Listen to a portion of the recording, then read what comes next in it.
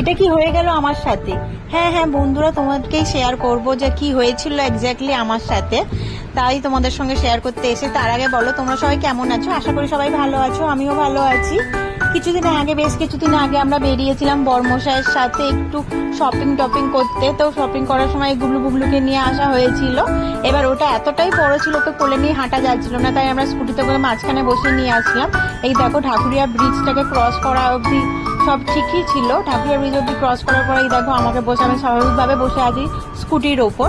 এই যে ঢাকুরিয়া ব্রিজটাকে ক্রস করে যখন আমরা যাদবপুরে পৌঁছে, যখন বাইপাসের দিকে মানে ওই ঝিল রোডের যে ব্রিজটা আছে ওখানে পৌঁছানোর আগে গেছে আমাদের স্কুটিটা লিক হয়ে। এবার এমনভাবে পাংচার হয়েছে, ওটা নড়তে আরম্ভ করেছে, না নামলেই নয়। ও আমাকে নামিয়ে দিয়ে ওই স্কুটিটা দেখছো ঠেলছে, বেচারা ঠেলে ঠেলে নিয়ে যাচ্ছে। আমি তো তাই নিজে নিজে হেঁটে হেঁটে যেতেই কষ্ট, ও বেচারা স্কুটিটাকে ঠেলে ঠেলে নিয়ে যাচ্ছে একা একা। আমি নিজে হেঁটে যাচ্ছি আর আমার নিজের এত ভয় লাগছে, পাশ থেকে এত জোরে জোরে গাড়িগুলো যাচ্ছিল। আমি তো ভাবছি এসে গাড়িগুলো দুমদুম করে না আমাকেই দিয়ে দেয়। আর আমি নিজে হেঁটে আর গুবলু পুবলুকে কোলে করে নিয়ে যেতে যেতেই আমি এত কষ্ট হাঁপাচ্ছিলাম। আর তাহলে ভাবো বর্মশাইয়ের কত কষ্ট হয়েছে। ব্রিজটা নিচে নামার সময় দেখো এই যে এখানে কিছু স্ট্যাচুগুলো আছে, সেগুলো তোমাদের দেখিয়ে দিলাম। ওরা ওখানে স্ট্যাচুগুলো বানায়। এই যে ওই ব্রিজটা ক্রস করার কিছুক্ষণ পরে একটা টায়ার দোকান পেয়েছি। এখানে দাদাটা ছিল, দাদাটা খুব হেল্পফুল ছিল, উনি খুব ভালো। নিজের কাজটা আগে ছেড়ে দিয়ে আমাদেরকেই আগে উনি হেল্প করছে যাতে আমরা যেতে পারি। এই দেখো উনি হাত পাত ধুয়ে এই যে গাড়ির দোকানটা আছে, এই টায়ারের দোকানটা আছে, এখানে গিয়ে আমার বর্মশাই টায়ার পাংচারটার লিকটা ঠিক করলো। আর উনি আগে এসে আমাদের কাজটাই করে দিল যাতে আমরা যেতে পারি।